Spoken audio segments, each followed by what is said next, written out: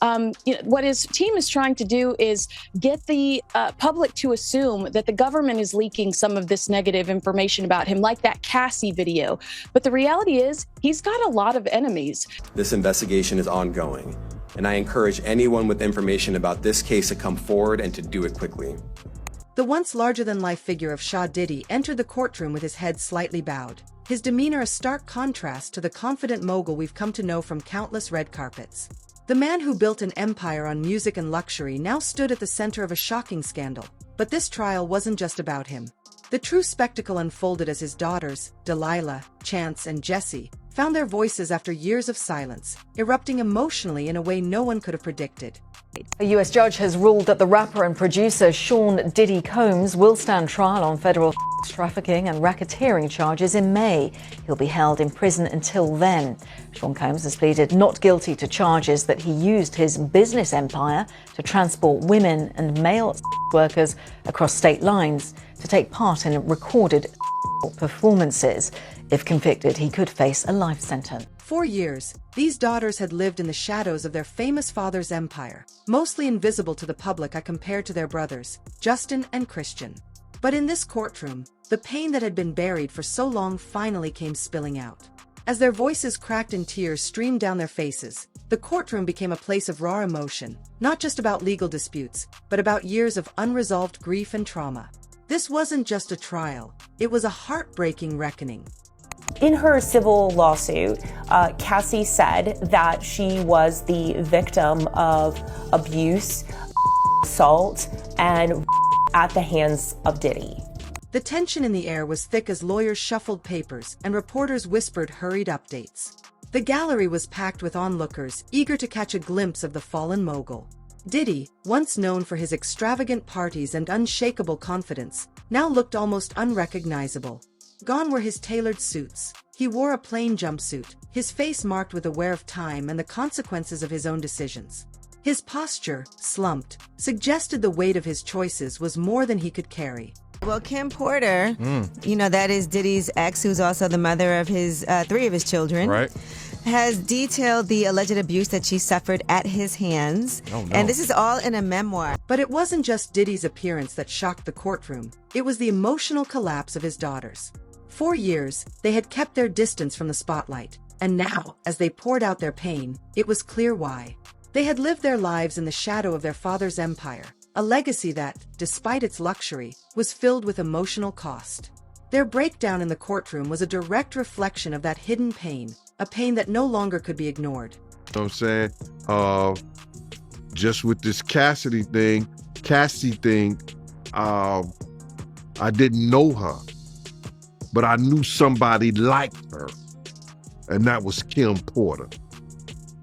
I didn't know Cassie, but I knew somebody who was going through the same thing she was going through, and that was Kim Porter. The daughters' absence during the hearing spoke volumes.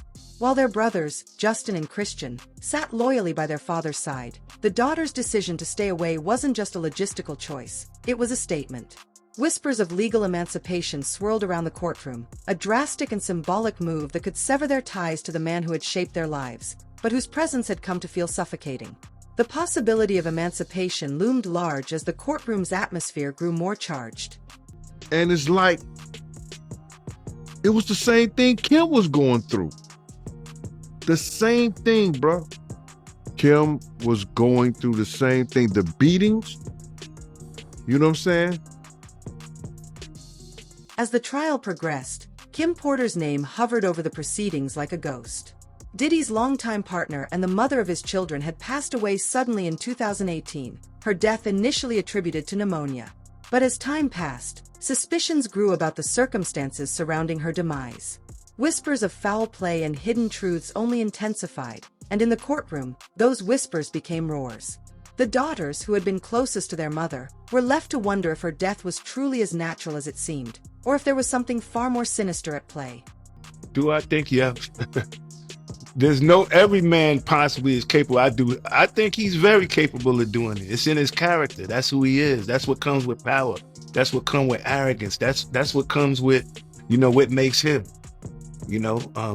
power. That's just the selfishness that make you be like that. Adding fuel to the fire was a memoir, leaked to the public, that was allegedly written by Kim before her untimely passing. While the authenticity of the document was debated, its explosive contents painted a troubling picture of her relationship with Diddy, one filled with emotional manipulation and control. Whether true or not, the memoir served to reignite doubts and add complexity to the proceedings.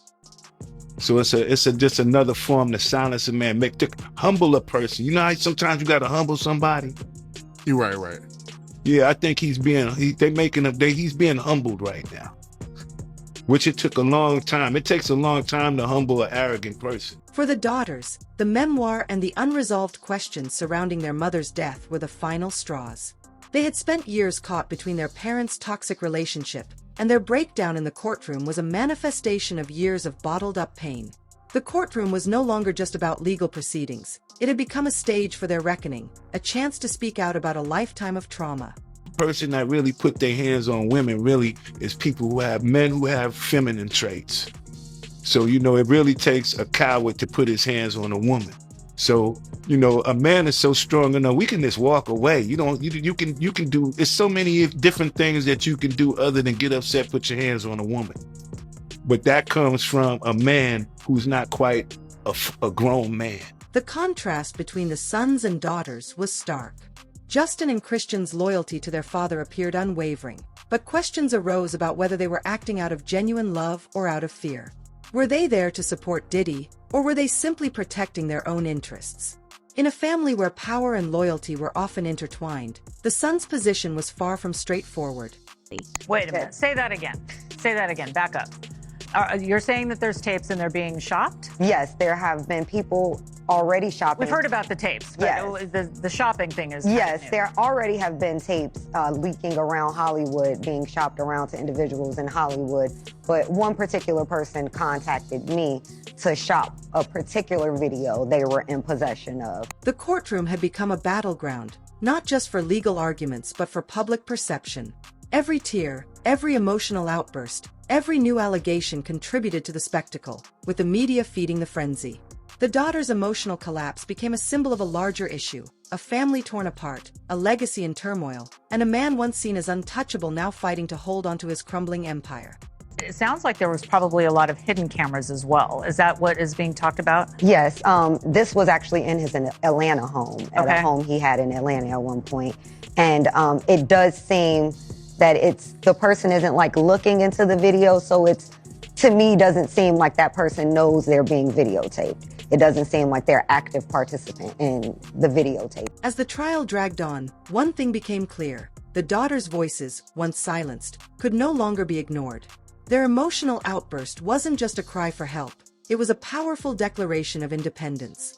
They were no longer passive observers in their father's story. They were taking control of their own. The courtroom drama wasn't just about legal battles. It was about reclaiming their own narrative. Now, to the latest on the arrest of Sean Diddy Combs. This one has so many people talking. The disgraced music mogul facing federal racketeering, conspiracy, and sex trafficking charges. Both the prosecution and defense teams are set to discuss the next phase of action following the indictment as investigators work to determine potential co-conspirators. But how exactly did we get? Beneath all the sensational headlines, the trial was about something much deeper. Allegations and rumors of manipulation, betrayal, and cover-ups circulated in the background, pointing to a much larger web of secrets that extended far beyond Diddy's actions.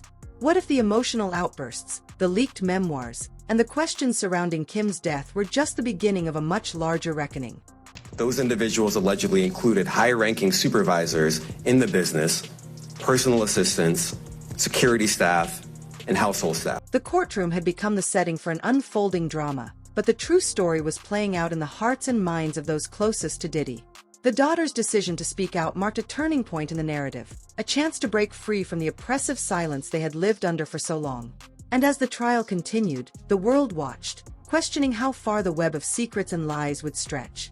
Would justice be served, or would the tangled web of deceit prove too difficult to untangle? The answer seemed just around the corner, but one thing was certain: the truth, no matter how painful, would eventually come to light. This is very significant, just from who we associate Diddy being and everything we've seen him do over the decades. Like you said, this is quite the downfall to go from, I mean, we saw the mansions back in March that were raided by the feds. So to go from living in those mansions to being in a jail cell right now, I think it really underscores the magnitude of what he's facing and the weight of the federal government. As the courtroom drama continues, the world waits to see how this will unfold, whether the daughter's emotional breakdown was truly a cry for help, or whether there is more to the story of Kim Porter's mysterious passing. Share your thoughts. Let's keep the conversation going. I think it's to be expected, just the shock of this and the questions about what is ahead of us. I mean, how long is he going to be in custody? Is this an R. Kelly situation? Is he going to not get out for a number of years? Is he going to end up serving a long-term prison sentence from this? Or does he have a chance of beating these charges at a trial that could come, within the next 2 years? The courtroom drama continued to unfold, gripping the attention of both the public and media alike. As Shah Diddy sat at the center of the storm, his usual aura of invincibility had shattered. The man who had once dominated the entertainment world with his larger-than-life persona now seemed small, diminished, and weighed down by the consequences of his past actions. His tailored suits had been replaced with the cold monotony of a prison jumpsuit, his sharp gaze now clouded with worry rather than the trademark bravado. Yet, it wasn't just Diddy's physical transformation that caught the eye. It was the sudden unraveling of his family, especially his daughters, that left a lasting impact. The emotional outpouring of Delilah, Chance, and Jessie was both heartbreaking and electrifying. These young women, who had lived in the shadows of their father's public empire, were now stepping into the light, and their voices, once silenced by the weight of their father's fame and wealth, were now impossible to ignore. For years, the public had seen only the polished versions of their brothers, Justin and Christian, basking in the glow of their father's success. But the daughters, who had remained largely out of the public eye, now showed the world the scars of growing up in a fractured, toxic environment. Their breakdown in the courtroom wasn't just a response to the current trial. It was the culmination of years of suppressed pain, confusion, and heartbreak. With every tear they shed, the layers of their story were revealed. The courtroom, which had once felt like a place of legal arguments and strategy, was now the stage for their emotional reckoning. Their voices, once muted, became the loudest sound in the room, echoing through the hearts of all who were watching. The decision to remain absent during Diddy's hearing spoke volumes. While their brothers stayed by their father's side, signaling either loyalty or the unspoken weight of family dynamics, the daughter's choice to stay away was a defiant statement. It wasn't just a physical absence, it was a symbolic rejection of the legacy their father had built. Rumors swirled around the possibility of legal emancipation, an unprecedented move that would sever their ties to the man who had shaped their lives but had also caused them deep emotional pain. The mere idea of emancipation added another layer of tension to the courtroom, casting a shadow over the proceedings. Could this move truly be a path to freedom for them, or was it just another form of rebellion against the control they had lived under for so long?